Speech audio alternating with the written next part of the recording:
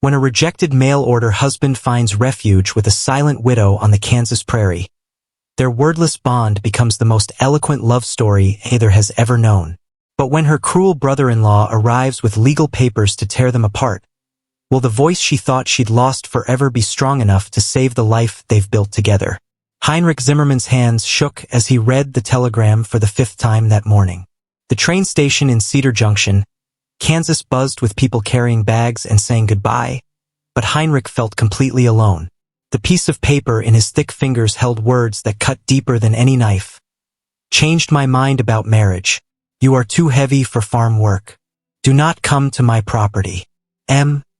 Patterson. The summer heat of 1867 made his wool coat stick to his back, but Heinrich couldn't move from the wooden bench where he sat. Other passengers walked past him, their boots clicking on the platform boards.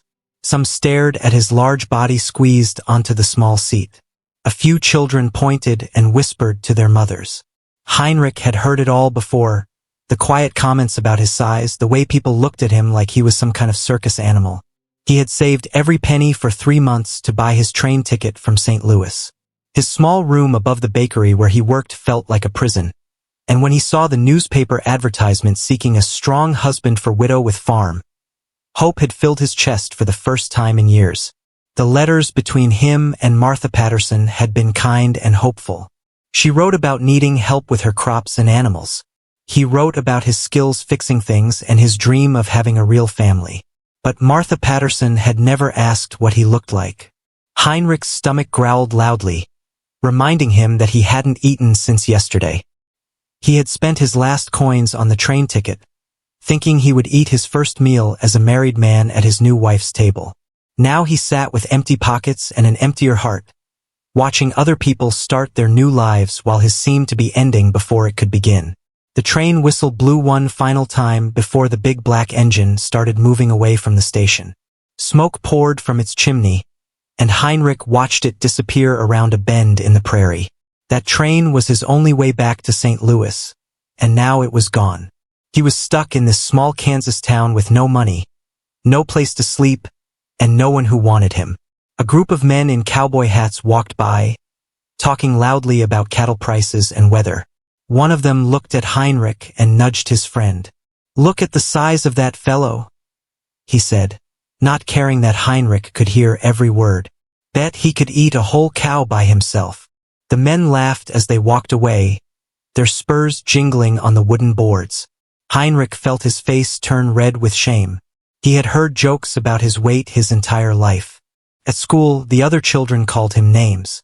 At work, his boss complained that he ate too much bread during his breaks. Even his own mother used to sigh when she looked at him, as if wondering how she had raised such a large son. The sun climbed higher in the sky, and the train station began to empty. Soon, Heinrich was alone except for an old man sweeping the platform and a stray dog looking for food scraps. The dog approached Heinrich carefully, its tail wagging hopefully. Heinrich wished he had something to share with the hungry animal, but his own belly felt hollow and cramped. He pulled out the small cloth bag that held all his belongings: an extra shirt, a pair of socks with holes in them, his father's old pocket watch, and a small Bible his grandmother had given him before she died. Everything he owned in the world fit in a space smaller than a loaf of bread. Heinrich opened the Bible to a page he had read many times, where Jesus talked about God caring for the birds and flowers. "If God takes care of sparrows," Heinrich whispered to himself, "maybe he won't forget about me either." But sitting alone on that train platform, with his stomach empty and his heart broken, Heinrich found it hard to believe that anyone cared about him at all. He had always been too much for people too big, too hungry, too hopeful. Maybe Martha Patterson was right to send him away. Maybe he was fooling himself to think that anyone could love a man like him. The old man with the broom stopped sweeping and looked at Heinrich with kind eyes.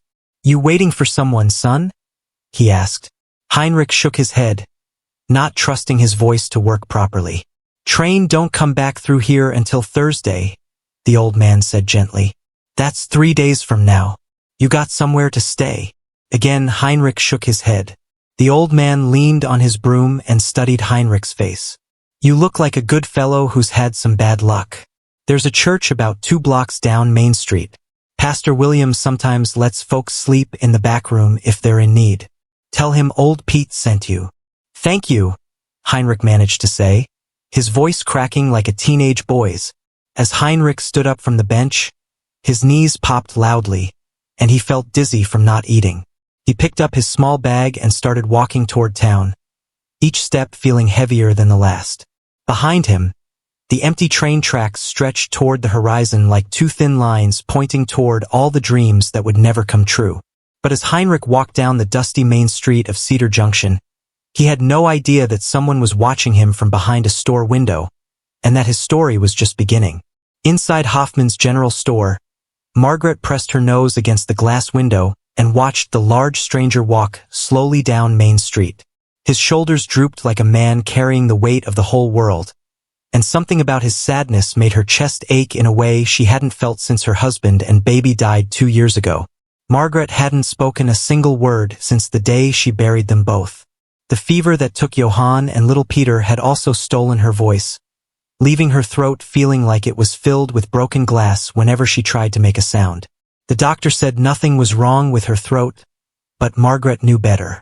Some kinds of pain were too deep for words, and hers lived in a place where her voice used to be. She watched the stranger stop in front of the church and look up at its white wooden cross.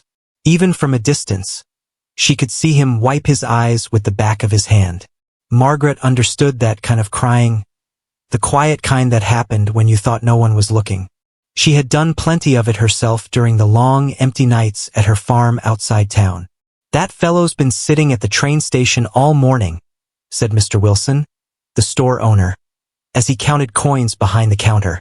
"Heard he got left high and dry by Martha Patterson." She took one look at his size and sent him packing before he even got off the train. Margaret turned from the window and stared at Mr. Wilson with wide eyes. She had come to town to buy flour and sugar, but now those things seemed unimportant. The idea of someone being rejected because of how they looked made her stomach twist with anger. People in Cedar Junction had treated her differently too, ever since she stopped talking. They spoke to her like she was stupid or crazy, and some avoided her altogether. "Martha's got every right to choose her own husband," continued Mr. Wilson, not noticing Margaret's upset expression. "But it seems cruel to let a man travel all that way just to turn him away. Now he's stuck here with no money and nowhere to go." Margaret walked to the counter and pointed to the items she needed, then handed Mr. Wilson the coins from her small cloth purse. But her mind wasn't on shopping anymore. It was on the sad stranger who looked as lost and forgotten as she felt most days. As she walked outside with her packages, Margaret saw the stranger sitting on the church steps with his head in his hands. Pastor Williams stood nearby, talking in a gentle voice about God's plan and better days ahead. But Margaret could tell the stranger wasn't really listening. He looked like a man who had stopped believing in better days. Something inside Margaret's chest began to flutter like a bird trying to escape a cage. She hadn't felt this kind of feeling since before her family died. The urge to help someone, to reach out and offer comfort. For 2 years, she had lived like a ghost, going through the motions of daily life but never really connecting with other people. But looking at this stranger's pain, she remembered what it felt like to care about someone else's happiness. Margaret walked toward the church, her heart beating faster with each step. The stranger looked up when her shadow fell across him, and she saw that his eyes were brown and kind, even though they were red from crying. He was indeed a large man, with a round face and gentle expression that reminded her of her father, who had been a big man too but the kindest person she had ever known. "Ma'am," the stranger said, quickly wiping his face and trying to stand up. But Pastor Williams put a hand on his shoulder to keep him seated. Margaret reached into her bag and pulled out a clean handkerchief that she had embroidered with tiny blue flowers during the long winter evenings. She offered it to the stranger, who looked at it like it was made of gold.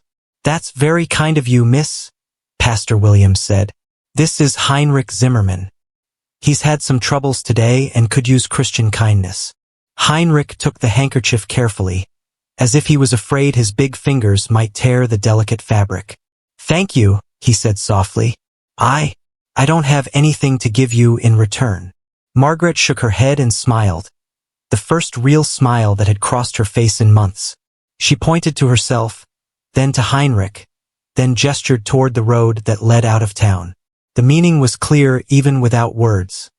"Come with me." "I don't understand," Heinrich said, looking confused. "Are you inviting me somewhere?" Margaret nodded and took his hand. Her small fingers looked tiny next to his large, work-rough palm, but they fit together in a way that felt natural and right. She tugged gently, encouraging him to stand. Pastor Williams looked concerned. "Now, Margaret, you know you can't just take in strangers. What would people think? And Heinrich, you don't even know this lady." But Margaret was already walking toward her wagon, still holding Heinrich's hand. She had lived for 2 years caring too much about what people thought, and it had made her life small and gray. Today, for the first time since her world fell apart, she felt like doing something just because her heart told her it was right. Heinrich followed her, carrying his small bag and looking like he couldn't believe what was happening. As they reached her wagon, Margaret turned to face him. She pointed to her throat and shook her head sadly, then made a gesture like she was cutting something. Heinrich's eyes widened as he understood. "You can't speak?" he asked gently. Margaret nodded, then placed her hand over her heart and nodded again. The message was clear. "I cannot speak with my voice, but my heart can still communicate." Heinrich looked at her for a long moment, and Margaret saw something change in his expression. The sadness was still there, but now it was mixed with wonder and gratitude. "You're the first person today who's looked at me like I might be worth something," he said quietly. Margaret climbed onto the wagon seat and patted the spot beside her. Heinrich hesitated for a moment, then climbed up next to her. As she picked up the reins and clicked to her horses, Margaret felt something she hadn't experienced in 2 years, the warm feeling of not being alone. As they drove out of Cedar Junction toward her farm, neither Heinrich nor Margaret spoke, but both felt like they were finally heading toward something that might, just maybe, feel like home. The sound of hammering echoed across the prairie as Heinrich fixed the broken fence post that had been bothering Margaret for weeks. Sweat dripped from his forehead in the morning heat, but he felt more alive than he had in years. 3 days had passed since Margaret brought him to her small farm, and each sunrise brought new purpose to his life. Margaret's homestead sat like a tiny island in an ocean of golden grass. The house was built from gray stones that kept it cool even in summer, with a red roof that could be seen for miles.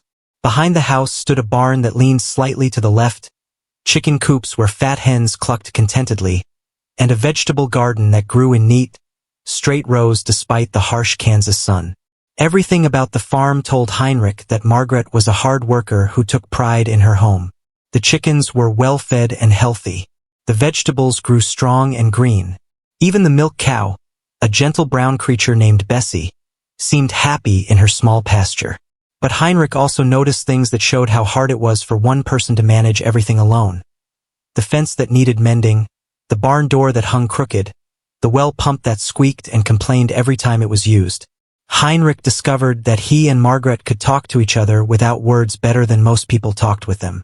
When the pump handle broke completely on his second day, Margaret watched him work with tools like she was reading a fascinating book. She handed him exactly the right wrench before he could ask for it. She held the pipe steady while he tightened the bolts. When he finished the repair and cold, clear water gushed from the pump, Margaret clapped her hands and smiled so brightly that Heinrich felt his chest swell with pride. That evening, as they sat on the front porch watching the sun paint the sky orange and pink, Margaret brought out a slate board and piece of chalk. She wrote carefully, "Thank you for fixing the pump. I've been carrying water from the creek for 2 months." Heinrich took the chalk and wrote back, "Thank you for giving me a place to stay. I promise I'll earn my keep." Margaret erased his words and wrote, "You already have." The simple exchange made Heinrich feel valued in a way he never had before. All his life, people had seen his size as a problem: too big, too heavy, too much. But Margaret looked at his large hands and saw someone who could fix things. She watched his broad shoulders and saw someone who could carry heavy loads. When Heinrich split wood for the stove, Margaret didn't complain about how much food he ate for breakfast. Instead, she cooked extra bacon and eggs because she understood that big men needed big meals to do big work. On his 4th morning at the farm, Heinrich woke before dawn to find Margaret already in the kitchen, packing food into a wooden basket. She wore her old brown dress and a sun hat that had seen better days. When she saw Heinrich, she pointed to the basket, then to herself, then toward town. "You're going to Cedar Junction?" Heinrich asked. Margaret nodded and handed him the slate. She had written, "Market day, sell eggs and vegetables. Back by afternoon." Heinrich felt a cold worry settle in his stomach. He had been hiding at the farm since his arrival, grateful to avoid the stares and whispers of town folks. But he also felt bad about letting Margaret go alone when he could help carry heavy baskets and load the wagon. "Can I come with you?" he wrote on the slate.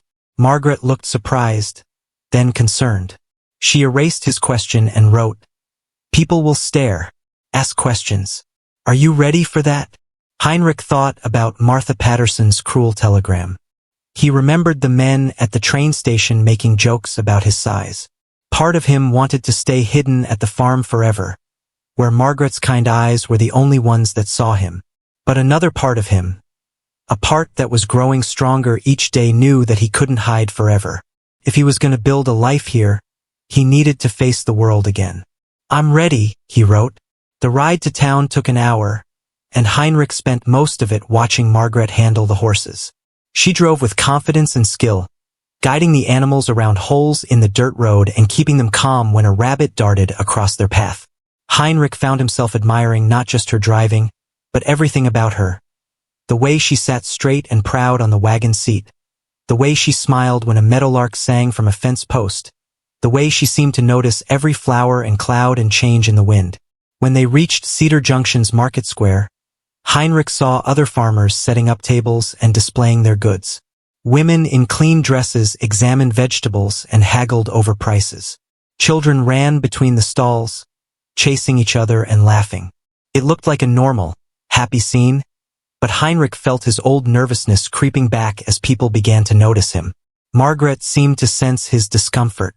She touched his arm gently and wrote on her slate, "Just help me unload. Don't worry about them." But as Heinrich lifted heavy baskets from the wagon, he could hear the whispers starting. "That's the man Martha Patterson rejected. Look how big he is. What's he doing with the mute woman?" Heinrich's face burned with embarrassment, but he kept working, focusing on Margaret's encouraging nods instead of the curious stares. Then something unexpected happened. Mrs. Henderson, an elderly woman with silver hair and kind eyes, approached their table. "These are the most beautiful tomatoes I've seen all summer," she said to Margaret. "And you must be Heinrich. I heard you've been helping Margaret with her farm work." Heinrich looked up, surprised. He had expected criticism, not compliments. "My late husband was a big man too," Mrs. Henderson continued. "Strongest, gentlest soul you ever met. Size of a man's body doesn't tell you anything about the size of his heart." She bought 24 eggs and a basket of vegetables, then patted Heinrich's arm kindly. "You take good care of our Margaret. That girl's been alone too long." As Mrs. Henderson walked away, Heinrich felt something shift inside him. Maybe not everyone in Cedar Junction would judge him by his appearance. Maybe some people could see past his size to the person underneath. But just as Heinrich began to relax, he noticed a group of men gathering near the blacksmith shop, pointing in their direction and talking in voices too low to hear. One of them was the cowboy who had made jokes about Heinrich at the train station. Another was a thin man in a black suit who kept checking a pocket watch and looking impatient. Margaret noticed them too. She quickly wrote on her slate, "We should go soon. Something feels wrong." Heinrich looked at the men again and felt a chill that had nothing to do with the morning breeze. The man in the black suit was walking toward their table now, and his expression was not friendly. Heinrich had a sudden, terrible feeling that their peaceful days at the farm were about to come to an end. "Excuse me, miss." The man in the black suit stood directly in front of Margaret's market table, blocking her view of the other customers. His voice was sharp and cold, like winter wind cutting through thin cloth. "Are you the woman they call the mute widow?" Heinrich felt every muscle in his body tense as he watched Margaret's face go pale. She nodded slowly, her hands gripping the edge of the wooden table so tightly that her knuckles turned white. "My name is Samuel Cross. I represent certain business interests in Denver." The man pulled out an official-looking piece of paper from his coat pocket. "I've been hired to locate you regarding some outstanding debts left by your late husband." Margaret shook her head vigorously and reached for her slate, but her hands were shaking so badly she could barely hold the chalk. Heinrich moved closer to her, his protective instincts flaring like a fire that had been poked with a stick. "What kind of debts?" Heinrich asked, his voice deeper and more threatening than he meant it to be. Samuel Cross looked Heinrich up and down with obvious disgust. "This doesn't concern you, stranger. This is a family matter." "I'm not family," Heinrich said, "but I am her friend, and friends don't let people get bullied by men in fancy suits." Cross laughed, but it wasn't a happy sound. "Friend? Is that what they're calling it these days? A respectable widow living alone with a man who's not her husband." He looked around the market square, making sure other people could hear his words. "Sounds scandalous to me." Several townspeople had stopped their shopping to listen to the conversation. Heinrich could feel their eyes on him and Margaret, and he saw some of them whispering behind their hands. The comfortable feeling he had started to develop in Cedar Junction began to crumble like a cookie dropped on the floor. Margaret finally managed to write on her slate with trembling hands, "My husband died 2 years ago. All debts were paid." Cross read her words and smiled in a way that made Heinrich's skin crawl. "According to my client, Johann Hoffman borrowed money shortly before his death to expand his farming operation. The loan was never repaid, and with interest, the amount now totals nearly $500. Heinrich whistled softly. $500 was more money than most people saw in 5 years. There was no way Margaret's small farm could earn that much, even in a good year. "Who is your client?" Heinrich demanded. "William Hoffman, brother of the deceased. As the nearest male relative, he has legal right to collect on family debts." Cross folded the paper and put it back in his pocket. "Mr. Hoffman will be arriving next week to settle this matter personally." Margaret wrote frantically on her slate. "Johann had no brothers. He was an only child." Cross shrugged. "That's not what my paperwork says. And since you can't speak for yourself in court, it will be your word against official documents." The cruel logic of Cross's words hit Heinrich like a punch to the stomach. In 1867, a woman's testimony was often ignored in legal matters, especially if she couldn't speak aloud, and Margaret's silence would be used as a weapon against her in any courtroom. "This is ridiculous," Heinrich said loudly. "You can't just show up and claim someone owes money without proof." "I have all the proof I need," Cross replied smoothly. "But I'll tell you what, if the lady can pay half the debt now, we might be willing to work out a payment plan for the rest." Heinrich saw the trap immediately. Even if Margaret had that much money, which she certainly didn't, paying anything would be admitting that the debt was real. But refusing to pay would make her look guilty when William Hoffman arrived. Around them, the market day continued, but Heinrich noticed that people were giving their table a wide space now. Nobody wanted to get involved in what looked like serious legal trouble. Mrs. Henderson caught Heinrich's eye from across the square and gave him a sympathetic look, but even she didn't approach. Margaret tugged on Heinrich's sleeve and showed him her slate. "We need to leave. Now." Heinrich nodded and began packing up their remaining vegetables and eggs. His hands moved quickly, but his mind was moving even faster. Someone was trying to steal Margaret's farm, and they were using her inability to speak as part of their plan. The question was, who was William Hoffman, and why was he targeting a widow who had nothing to take? As they loaded the wagon, Cross called out one final threat. "You have until next Friday to come up with the money, lady. After that, Mr. Hoffman will be forced to take other measures to recover his property." The ride back to the farm was quiet except for the creaking of wagon wheels and the soft snorting of the horses. Heinrich wanted to say something comforting to Margaret, but what comfort could he offer? He was a man with no money, no legal standing, and no real knowledge of the law. How could he protect someone when he couldn't even protect himself from cruel words at a train station? When they reached the farmhouse, Margaret climbed down from the wagon and walked straight to her vegetable garden.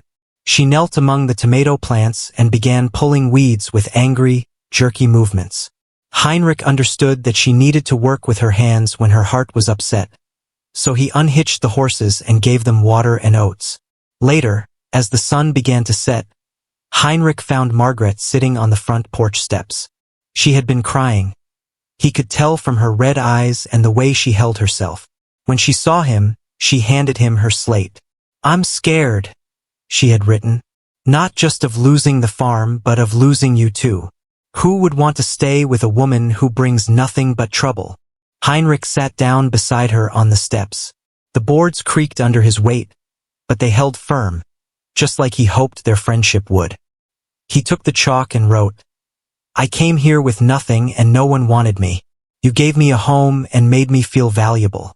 Now it's my turn to help you." Margaret looked at his words for a long time, then wrote, "How can we fight someone who has money and legal papers?" Heinrich stared out at the prairie, watching the grass wave in the evening breeze. He had spent his whole life being pushed around by people who thought they were better than him. But this time was different. This time, he wasn't just fighting for himself, he was fighting for someone he cared about. "I don't know yet," he wrote on the slate, "but I promise you this. I won't let anyone take your home away. We'll find a way to stop them." As stars began to appear in the darkening sky, Heinrich made a silent vow. He might not have money or legal papers or a fancy education, but he had something that Samuel Cross and William Hoffman didn't have. A heart full of love for the brave woman sitting beside him. And sometimes Heinrich thought love was the strongest weapon of all. But first, they needed to find out who William Hoffman really was, and why he was so determined to destroy Margaret's peaceful life. Thunder crashed overhead as Heinrich dug frantically through the wooden trunk in Margaret's bedroom, searching for any papers that might prove Johann Hoffman had no brothers. Rain pounded against the windows like angry fists, and lightning lit up the small room in quick, scary flashes. It was their 5th day since the market confrontation, and William Hoffman would arrive tomorrow. "Find anything yet?" Heinrich called out, his voice tight with worry. Margaret shook her head from where she knelt beside another box near the bed. Her hands moved through old letters and documents, but so far they had found nothing helpful. Wedding papers, receipts for farm supplies, a few photographs of Johann smiling beside his crops, but no family records, no mention of siblings, no proof that could save her farm. The storm outside seemed to match the storm in Heinrich's heart. Every time lightning flashed, he could see Margaret's pale face in the brief light, and his chest ached with the desire to protect her. But how could a man with no education fight someone who had lawyers and official papers? Heinrich knew how to fix broken pumps and mend fences, but he didn't know anything about courts and legal battles. A particularly loud thunderclap made Margaret jump and drop the box she was holding. Papers scattered across the floor like fallen leaves, and she began gathering them quickly. Heinrich crawled over to help, and that's when he saw it. A letter addressed to Johann, but with a return address that made Heinrich's breath catch in his throat. "Margaret," he said urgently, holding up the envelope, "look at this return address. It's from a William Hoffman in Denver." Margaret took the letter with shaking hands. The envelope had been opened long ago, and the paper inside was yellowed with age. As she unfolded it, her eyes grew wide with recognition and fear. The letter was dated 3 years earlier, just months before Johann's death. Heinrich read it aloud, his voice growing angrier with each word. "Johann, I know you got my previous letters. You can't hide from family forever. What happened between us was years ago.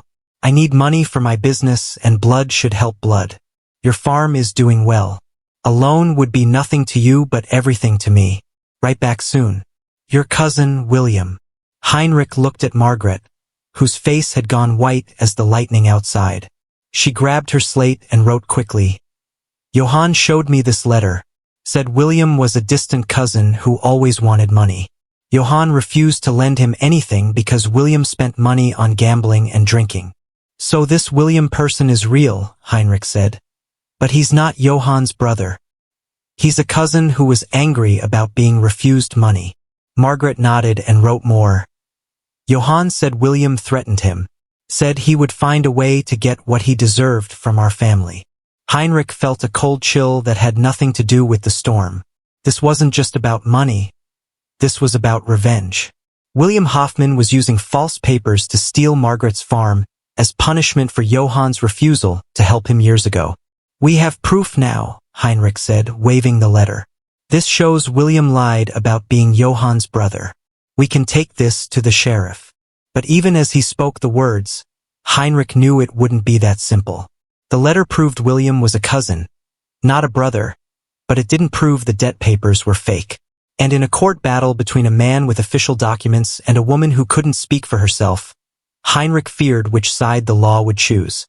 Another flash of lightning revealed something else scattered among the papers on the floor. A small, leather-bound book that looked like a diary. Margaret picked it up and opened it carefully. Heinrich could see that it was filled with Johann's handwriting. "It's Johann's journal," Margaret wrote on her slate. "He wrote in it every day." Heinrich took the journal and flipped through the pages, looking for any mention of William or loans or debts. Most entries were about weather and crops and daily farm work, but near the end, Heinrich found what they were looking for. "Listen to this," Heinrich said, reading from an entry dated just 2 months before Johann's death. "William wrote again today demanding money, told Margaret not to worry about it. Some family brings nothing but trouble. I will never give that man a penny. He lost the right to call himself family when he tried to court Margaret behind my back before our wedding. Some men have no honor." Heinrich and Margaret stared at each other as the full truth sank in. William Hoffman hadn't just wanted money from Johann. He had wanted Margaret herself. When Johann refused both requests, William had waited for his chance at revenge. Johann's death had given him the perfect opportunity to take both the farm and the woman he felt he deserved. "This is worse than we thought," Heinrich wrote on the slate. "He's not just trying to steal your farm. He's trying to steal your whole life." Margaret took the chalk with trembling hands and wrote, "What if he succeeds? What if the sheriff believes his papers instead of old letters and diary entries?" Heinrich looked out the window at the storm raging across the prairie. Tomorrow, William Hoffman would arrive in Cedar Junction with his false documents and his legal threats. The man probably had lawyers and witnesses ready to support his lies. All Heinrich and Margaret had were old letters and the testimony of a woman who couldn't speak in court. But as Heinrich watched Margaret carefully gathering up Johann's papers and holding them close to her chest, he felt something new growing inside him. Not just love for this brave woman, but a fierce determination to fight for what was right. He had spent his whole life accepting rejection and defeat, but this time was different. This time he had someone worth fighting for. "We need help," Heinrich wrote on the slate. "Someone who knows the law better than we do." Margaret nodded and wrote back, "Pastor Williams went to college before he became a preacher. Maybe he can help us understand what to do." Heinrich stood up and walked to the window, watching the lightning dance across the dark sky. Tomorrow would bring the biggest challenge of his life, but tonight, in this small room with papers scattered around them like puzzle pieces, he and Margaret had found something important, the truth about William Hoffman's real motives. "Whatever happens tomorrow," Heinrich said aloud, "at least we know who we're really fighting, and we have each other." Through the storm and the darkness, Heinrich felt a small spark of hope beginning to grow in his chest. They might not have lawyers or official papers, but they had something William Hoffman would never understand, the power of two people who truly cared about each other, working together against a common enemy. The real battle was about to begin. Pastor Williams spread the letters and journal entries across his kitchen table like pieces of evidence in a court case. His reading glasses perched on the end of his nose as he studied each document carefully. The morning sun streamed through his windows, but the atmosphere in the small parsonage felt heavy with worry and determination. "This is quite damning," Pastor Williams said, tapping Johann's journal with his finger. "These entries clearly show that William made romantic advances toward Margaret and was refused money multiple times. But I have to ask you both, are you prepared for how ugly this fight might become?" Heinrich looked at Margaret, who sat stiffly in her chair with her hands folded in her lap. She had barely slept the night before, and dark circles under her eyes showed how much stress she was carrying. But when she met Heinrich's gaze, He saw steel in her expression that reminded him why he admired her so much. "We don't have a choice," Heinrich answered for both of them. "William Hoffman is planning to steal everything she has. We can't just stand by and let that happen." Pastor Williams nodded slowly. "Here's what we're facing from a legal standpoint. In Kansas territory, a woman's property rights are limited, especially if she's a widow. If William can prove his debt claim in front of a judge, he could force the sale of the farm to pay what's supposedly owed." Margaret grabbed her slate and wrote quickly, "What if we can prove he's lying?" "That's our best hope," Pastor Williams replied. "But we need to be smart about how we present our evidence. Johann's journal helps, but William will probably claim it was written after his death to support your case. The letter from William himself is better. It shows he was angry about being refused money." Heinrich leaned forward in his chair.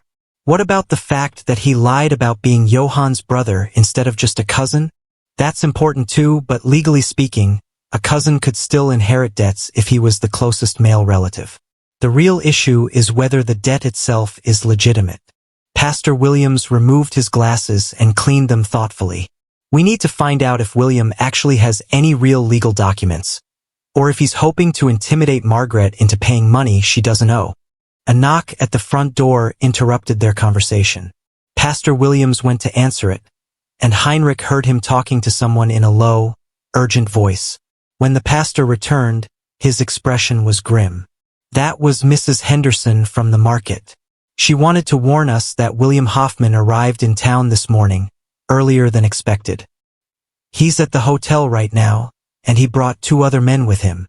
Heinrich felt his stomach tighten with nervousness. What kind of men? "The kind who look like they settled disagreements with their fists instead of their words," Pastor Williams said bluntly. "Mrs. Henderson said one of them was asking questions around town about Heinrich, where he came from, why he's staying at Margaret's farm, whether anyone knows anything about his background." Margaret's face went pale, and she wrote frantically on her slate, "They're trying to find ways to hurt Heinrich too. This is my problem, not his." Heinrich read her words and felt a surge of protective anger. "It became my problem the day you showed me kindness when no one else would. We're in this together now." Pastor Williams stood up and began pacing around the small kitchen. "Here's what I think we should do. We need to get ahead of William's accusations before he has a chance to spread lies around town. I suggest we call a public meeting this afternoon, let everyone hear both sides of the story at the same time." "Will that work?" Heinrich asked doubtfully. "It's better than letting William control the conversation. In a small town like Cedar Junction, public opinion matters almost as much as legal documents. If we can convince people that William is trying to cheat a helpless widow, they might pressure him to drop his claims." Margaret wrote on her slate, "But I can't speak for myself in a public meeting. How can people believe my side if they can't hear my voice?" Pastor Williams smiled for the first time that morning. "That's where Heinrich comes in. You don't need to speak, Margaret. You need someone who believes in you to speak for you. And Heinrich here has been getting quite good at understanding what you want to say." Heinrich felt his mouth go dry. The idea of speaking in front of a crowd terrified him almost as much as facing William Hoffman's threats. All his life, people had made fun of him when he tried to talk in public. They laughed at his nervousness, his sweating, the way his voice sometimes cracked when he got emotional. "I don't know if I can do that," Heinrich admitted. "I'm not good with public speaking. What if I mess up and make things worse for Margaret?" Margaret reached over and took his hand, then wrote on her slate, "You are the bravest man I know. You left everything behind to start a new life. You stayed with me when most people would have run away from my problems. If anyone can tell my story, it's you." Pastor Williams nodded in agreement.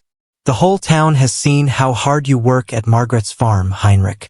They've seen how you treat her with respect and kindness. Your character speaks louder than any fancy lawyer's words." Heinrich looked down at Margaret's small hand holding his large, rough one. 3 weeks ago, he had been a rejected, friendless man sitting alone on a train platform. Now, this brave woman was trusting him to fight for her home and her future.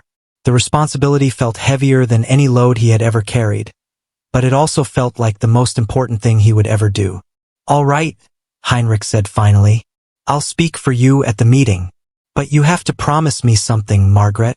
She looked at him questioningly. Promise me that no matter what William Hoffman says about me, about my weight, my background, my right to be here, you won't believe his lies. I may not be much to look at, but everything I feel for you is real and honest. Margaret smiled through tears that had started flowing down her cheeks. She erased her slate and wrote in careful, clear letters. You are everything to look at. You are good and kind and strong. I am proud to have you speak for me. Pastor Williams cleared his throat and looked out the window toward town. We'd better start preparing for this meeting, because if I know anything about men like William Hoffman, he's not going to give up without a fight. And this afternoon, the whole town is going to find out what kind of people we really are. Heinrich squeezed Margaret's hand and felt her squeeze back. Whatever happened at the meeting, they would face it together. And for the first time since this whole nightmare began, Heinrich felt like they might actually have a chance to win. William Hoffman slammed his fist on the hotel room table so hard that the water pitcher jumped and nearly fell to the floor. His two hired men, Jake and Murphy, sat across from him looking uncomfortable as their boss's face turned red with anger. 3 weeks, William shouted, pacing back and forth in the small room. I've been planning this for 3 weeks. And now some fat stranger thinks he can ruin everything by playing hero. Jake, a thin man with a scar across his left cheek, shifted nervously in his chair. Boss, maybe we should just stick to the original plan. Show the debt papers, take the farm, and get out of this dusty town. It's not that simple anymore, William snapped, stopping his pacing to glare out the window toward the church where Pastor Williams was hanging notices about the afternoon meeting. That German pig has been asking questions, looking through papers, getting people to think about things they shouldn't be thinking about. Murphy, who was built like a tree trunk with arms like branches, cracked his knuckles loudly. Want me to have a talk with him? Sometimes big men fall down real easy when they're not expecting it. William considered this for a moment, his dark eyes calculating. No, not yet. If Heinrich Zimmermann gets hurt right before the meeting, people will blame us. We need to be smarter than that. He walked to his leather bag and pulled out a folder filled with official-looking documents. These papers cost me $200 to have made in Denver. They look real enough to fool a small-town preacher and a bunch of farmers. But if people start examining them too closely, asking too many questions, what's really in them papers? Jake asked curiously. William's mouth twisted into a cruel smile. Enough truth mixed with lies to make them believable. Johann did owe money when he died, $50 to the grain merchant in Topeka. I bought that debt for $20 and had the documents changed to say $500 instead of $50. And instead of listing me as a distant cousin, I'm now his loving brother who generously loaned him money to expand his farm. Murphy whistled low. That's some fancy lying, boss. It's not lying if nobody can prove it's false, William corrected. And who's going to contradict me? Johann's dead, Margaret can't speak, and everyone else in this town barely knew them. Through the window, William could see people gathering in the street, talking in small groups and pointing toward the church.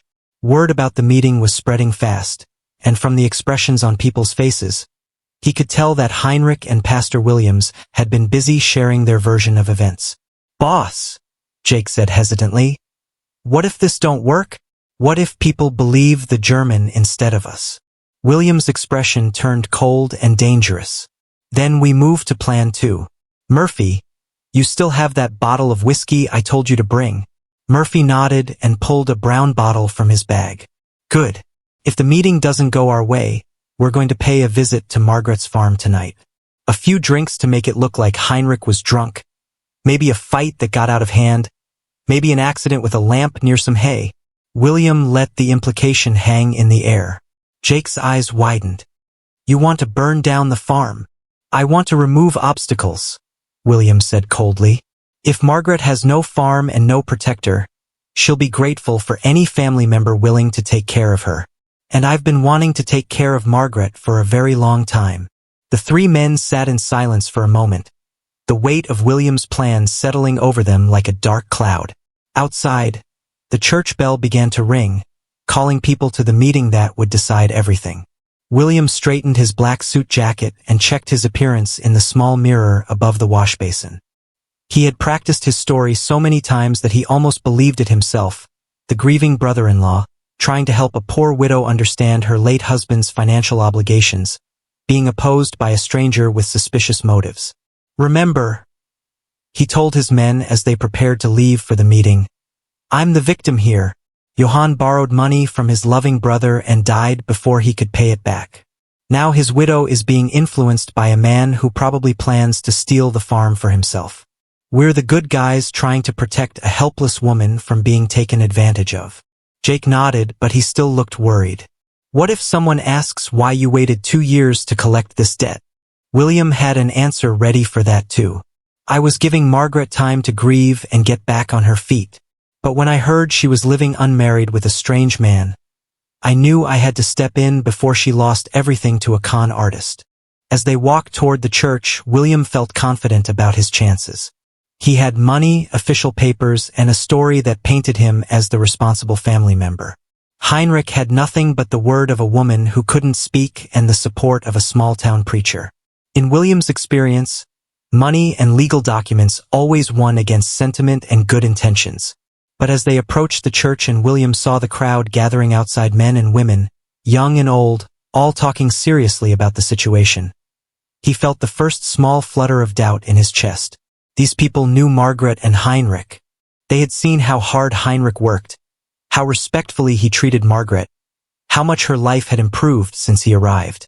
William pushed down his doubts and reminded himself that he had come too far to turn back now. He had spent 2 years planning this revenge against Johann's family. He had paid good money for fake documents and hired men to help him. One way or another, he was going to get what he felt he deserved. As Pastor Williams stepped out of the church to welcome people inside, William fixed his most sincere expression on his face and prepared to give the performance of his life. Because if his lies didn't work in this meeting, he was prepared to use much more dangerous methods to get what he wanted. The battle for Margaret's future was about to begin. The church filled with people like water rushing into a bucket. Every pew packed tight with farmers, storekeepers, wives, and children who had never seen such excitement in their quiet town. Heinrich sat in the front row beside Margaret, his hands sweating so much that he had to wipe them on his pants every few minutes. Behind them, he could hear whispered conversations and the rustle of people settling into their seats. "Look at the size of that crowd," Heinrich murmured to Margaret, his voice shaky with nerves. "Half the county must be here." Margaret squeezed his arm reassuringly and showed him her slate. "They came because they care about what's right. That's good for us." Pastor Williams stood at the front of the church, his usually calm demeanor showing signs of stress as he watched more people pour through the doors. This was the biggest gathering the little church had ever hosted, and the weight of what was about to happen hung heavy in the air like humidity before a storm. William Hoffman entered with his 2 men, and Heinrich felt his stomach clench as he got his first good look at his opponent. William was tall and well-dressed, with the kind of confident bearing that came from money and education. He moved through the crowd like he owned the place, shaking hands and introducing himself as Johann's grieving brother. "Good afternoon, folks," Pastor Williams called out, raising his voice to quiet the crowd. "We're here today because serious accusations have been made, and both sides deserve to be heard fairly. I want everyone to listen respectfully and remember that we're seeking truth, not taking sides based on gossip." William stood up from his seat near the back. "If I may, Reverend, I'd like to speak first. As the injured party in this situation, I believe I have that right." Pastor Williams nodded reluctantly. "Mr. Hoffman, you may present your case." William walked to the front of the church with the smooth confidence of a man used to commanding attention.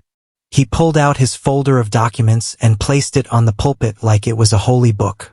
"Friends," William began, his voice carrying easily through the packed church, "I come before you today with a heavy heart. 2 years ago, I lost my beloved brother Johann to the fever. But instead of being allowed to grieve in peace, I've discovered that the debt he owed me, money I loaned him in good faith to help his farming operation, has never been repaid." Murmurs rippled through the crowd.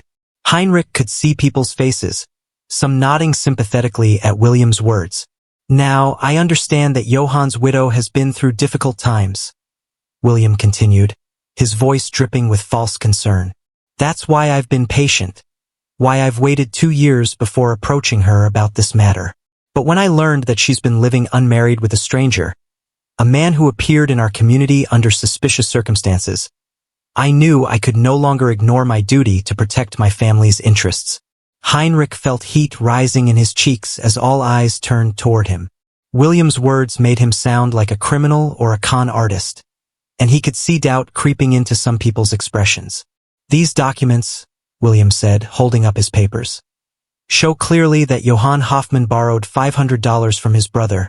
That's me shortly before his death. The loan was to be repaid within 2 years, with interest.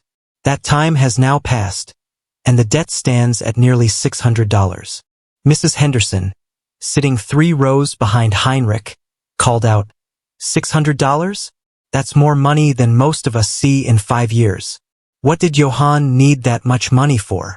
William had his answer ready. Farm expansion, ma'am. Johann had big dreams about increasing his crop yields and buying more livestock. Unfortunately, those dreams died with him, but the debt remains. Pastor Williams stepped forward. Mr. Hoffman, may I examine those documents? Of course, Reverend. I have nothing to hide. As Pastor Williams studied the papers, Heinrich watched William's face carefully. The man looked confident, but Heinrich noticed a small muscle twitching near his left eye, the kind of nervous tick that people got when they were lying about something important. These appear to be in order, Pastor Williams said reluctantly, but I do have some questions about the timing and the amounts involved. William's expression hardened slightly. Are you questioning the legitimacy of legal documents, Reverend? I'm asking for clarification, Pastor Williams replied firmly, because we have evidence that contradicts some of your claims. The crowd stirred with interest. This was better than any traveling show that had ever come through Cedar Junction. What evidence? William demanded. Pastor Williams motioned for Heinrich to stand up. Heinrich's legs felt wobbly as he rose, and he could feel dozens of eyes examining every inch of his large frame. This was the moment he had been dreading, standing in front of all these people, trying to speak for Margaret when he could barely speak for himself. Go ahead, Heinrich, Pastor Williams encouraged. Tell everyone what you and Margaret discovered. Heinrich's mouth felt dry as cotton, but he thought about Margaret sitting behind him, trusting him to defend her home and her future. That gave him the courage to open his mouth and begin. Mr. Hoffman says he's Johann's brother, Heinrich said, his voice starting quiet but growing stronger with each word. But we found a letter in Johann's papers, a letter written by this same William Hoffman 3 years ago. In that letter, William calls himself Johann's cousin, not his brother. And he was asking for money then too, money that Johann refused to give him. The crowd murmured louder now, and Heinrich saw William's confident expression crack slightly. Furthermore, Heinrich continued, feeling more confident as he went on, we found entries in Johann's personal journal that tell a very different story about Mr. William Hoffman. According to Johann's own words, William had tried to court Margaret before she married Johann, and when she refused him, he became angry and threatening. William's face turned red. Those are lies, fabrications. Anyone could write fake journal entries after someone dies. Then explain this, Heinrich said, holding up William's own letter. This is your handwriting, isn't it, Mr. Hoffman? And it's postmarked 3 years ago, long before Johann died. In it, you clearly state that you're his cousin, and you're asking for money that Johann doesn't want to lend you. Heinrich began reading from the letter, his voice carrying William's own words back to him like an echo from the past. With each sentence, William's confident facade crumbled a little more, and the crowd's sympathy began shifting toward Margaret and Heinrich. But William wasn't finished fighting yet. Heinrich could see something dangerous building in the man's eyes, the look of someone who was cornered and ready to strike back with everything he had. The real confrontation was just beginning. William Hoffman's face twisted with rage as he snatched the letter from Heinrich's hands, his careful mask of respectability falling away like paint peeling off a rotten board. The packed church fell silent as people watched this well-dressed stranger transform before their eyes into something ugly and dangerous. "You think you're so clever, don't you, you fat fool?" William snarled. His voice no longer smooth and persuasive but harsh and threatening. "Coming into my family's business, turning people against me with your lies and fake sympathy." Heinrich stepped back, startled by the sudden change in William's behavior. Around them, the crowd began murmuring uneasily as they witnessed William's true nature emerging. Pastor Williams moved closer to the front. "Mr. Hoffman, please control yourself. This is a house of worship." "Control myself?" William laughed bitterly. "I've been controlling myself for 2 years, waiting for the right moment to claim what should have been mine from the beginning." He turned to face the crowd, his eyes wild with fury. "You want to know the truth? Fine. I'll give you the truth." Margaret gripped Heinrich's arm tightly, sensing that something terrible was about to happen. Her face had gone pale as she watched William's breakdown. "Johann Hoffman stole everything from me," William shouted, pointing an accusing finger toward Margaret. "I met her first, courted her first, loved her first. But Johann swooped in with his bigger farm and his promises, and she chose him over me. Then, when I needed help, when my business in Denver was failing and I asked my own family for a loan, Johann refused me. He let me lose everything while he lived comfortably with the woman who should have been my wife." The church erupted in shocked whispers. This wasn't about debt at all. This was about jealousy and revenge that had been festering for years. Heinrich felt a surge of protective anger rising in his chest. "So you're admitting that you lied about the debt? That you're trying to steal Margaret's farm because you're angry she didn't choose you?" William's men, Jake and Murphy, had stood up and were moving closer to the front of the church. Heinrich could see their hands resting on their gun belts, and he realized that William had come prepared for violence if his legal scheme failed. "I'm taking what I deserve," William declared. "If Johann hadn't died of fever, I would have found another way to make him pay. But this works even better. Once Margaret loses her farm to pay my debt, she'll have nowhere to go except with me. And this time, she won't have any choice in the matter." The cruel logic of William's plan hit everyone in the church at the same time. This wasn't just about money. This was about a man who planned to force a woman into marriage by destroying her life and leaving her with no other options. Old Mr. Peterson, who ran the grain store, stood up from his pew. "Now see here, Hoffman. You can't force a woman to marry you by stealing her property." "Can't I?" William sneered. "Show me the law that says otherwise. A woman alone, with no family and no means of support? She'll be grateful for any man willing to take care of her. Especially after I spread word about how she's been living in sin with this stranger." Heinrich felt his hands clenching into fists. All his life, he had avoided fights because his size made him an easy target for accusations of bullying. But watching William threaten Margaret, seeing the fear in her eyes, Heinrich felt a new kind of strength building inside him. "You're not taking anything," Heinrich said, his voice deeper and more commanding than it had ever been before. "Margaret is under my protection now." William laughed mockingly. "Your protection? You're nothing but a rejected mail-order husband with no money, no family, and no legal standing in this community. What protection could you possibly offer?" But before Heinrich could answer, something extraordinary happened. Mrs. Henderson stood up from her seat, followed by Mr. Peterson, then the schoolteacher Miss Clark, then the blacksmith Tom Brady.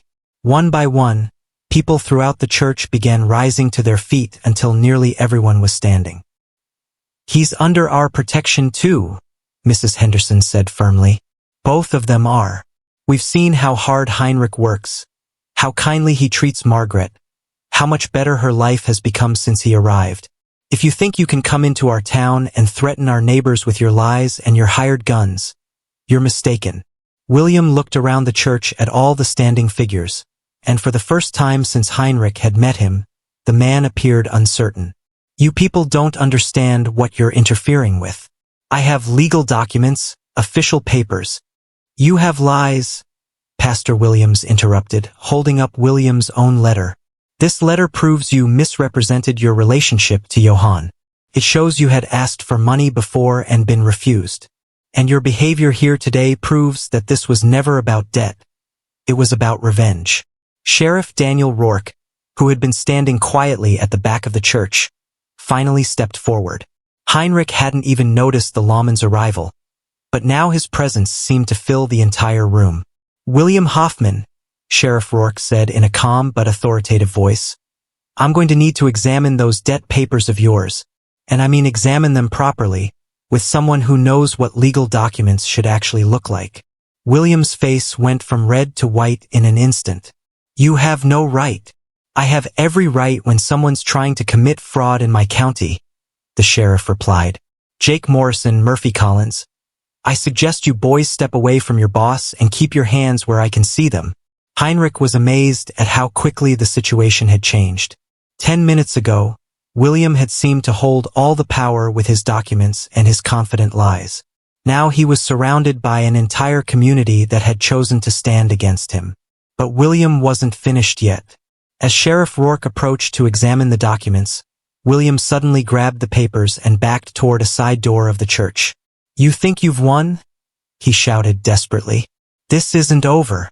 If I can't have what's mine legally, I'll take it another way." He bolted for the door with Jake and Murphy close behind him. Sheriff Rourke started after them, but they had too much of a head start.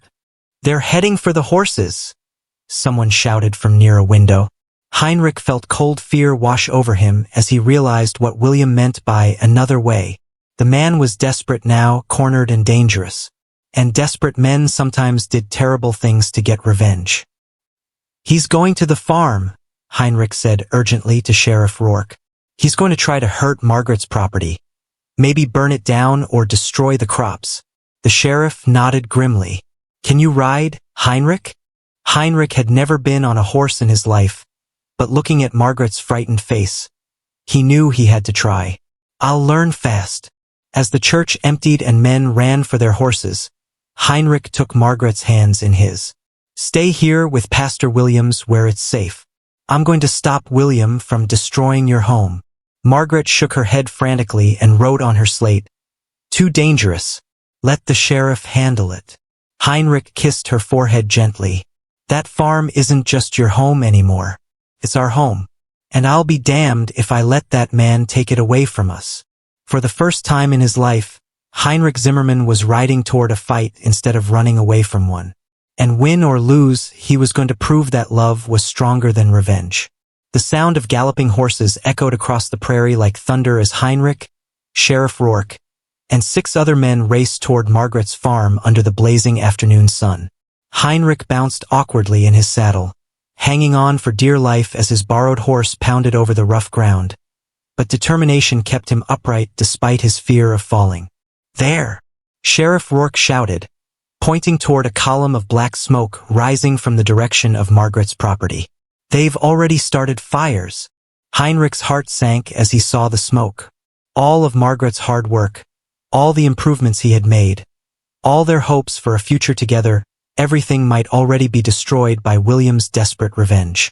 As they crested the last hill before the farm, Heinrich could see orange flames licking at the barn roof while William and his men threw burning brands into the hay storage area. The chickens were running around in panicked circles, and Bessie the cow was bellowing with fear from her pasture. "Split up," Sheriff Rourke commanded. "Tom and Jim, circle around behind the barn. Pete and Sam, head for the house and make sure they don't torch that too. Heinrich and I will take William head on." Heinrich slid off his horse so clumsily that he nearly fell, but he managed to stay on his feet and ran toward the burning barn. The heat hit his face like a furnace, and smoke stung his eyes until tears streamed down his cheeks. William saw him coming and laughed wildly. "Too late, fat man. Your little love nest is going up in flames. The only thing going up in flames is your plan."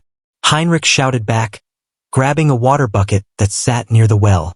Murphy appeared from behind the barn with a pitchfork, swinging it at Heinrich like a weapon.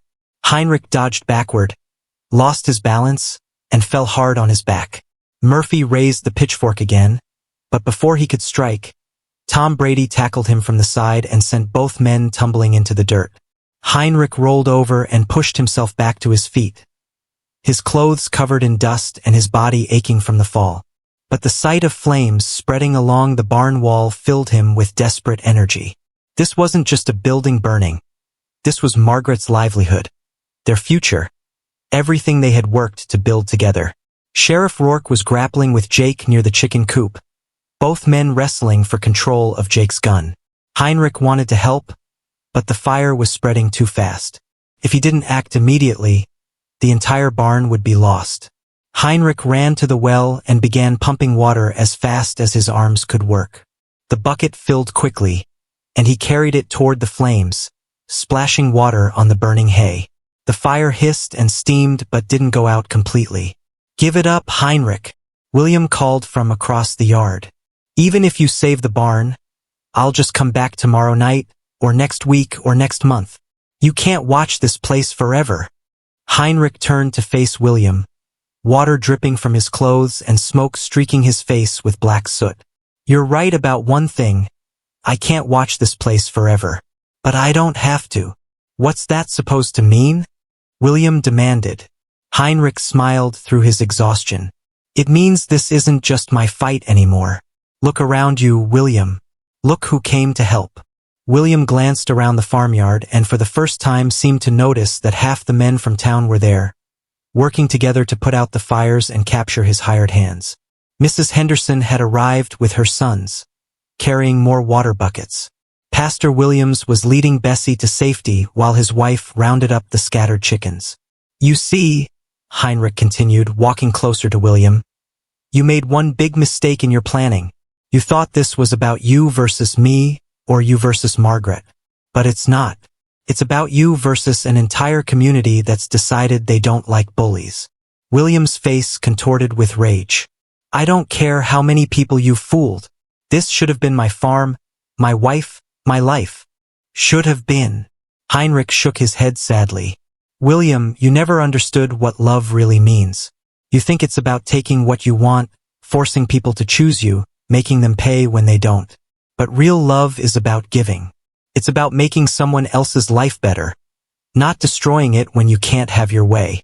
William pulled out a gun from inside his coat, and Heinrich felt his blood turn cold. But before William could aim it properly, Sheriff Rourke appeared behind him and knocked the weapon from his hand with one swift blow. "William Hoffman," the sheriff said as he snapped handcuffs on William's wrists.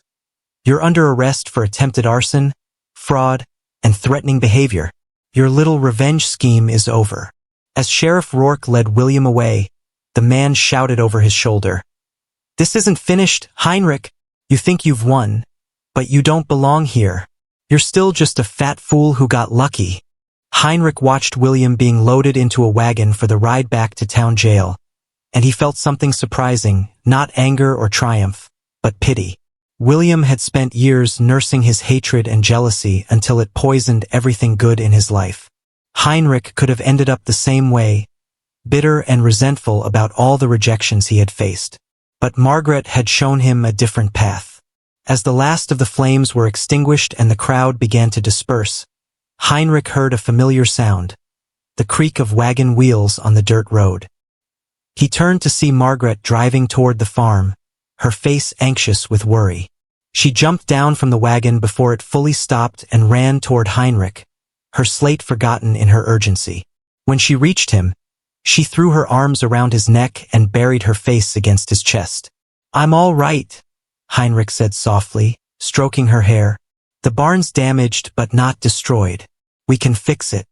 Margaret pulled back and looked into his eyes, and Heinrich saw something there that made his heart race. Her lips moved silently at first, as if she was trying to remember how to form words. Then, in a voice soft as a whisper but clear as a bell, she spoke. "I love you," she said, each word precious and deliberate. "Heinrich, I love you." Heinrich felt tears streaming down his face as he heard her voice for the first time. Not the broken whisper of someone who had lost hope, but the strong, clear voice of a woman who had found it again. "I love you too, Margaret," he replied. "More than I ever thought possible." As the sun began to set over the prairie, painting the sky in shades of gold and purple, Heinrich and Margaret stood together in the yard of their farm, damaged but not defeated, scarred but not broken. Around them, friends and neighbors finished cleaning up the mess left by William's revenge, their presence a reminder that some battles are won not by individual strength, but by the power of people choosing to stand together for what's right. Heinrich had come to Kansas as a rejected mail-order husband with nothing but a carpetbag and wounded pride. Now he was part of a community, protector of a woman he loved, and builder of a future that neither he nor Margaret would have to face alone. The silent heart had found its voice, and that voice was singing with joy.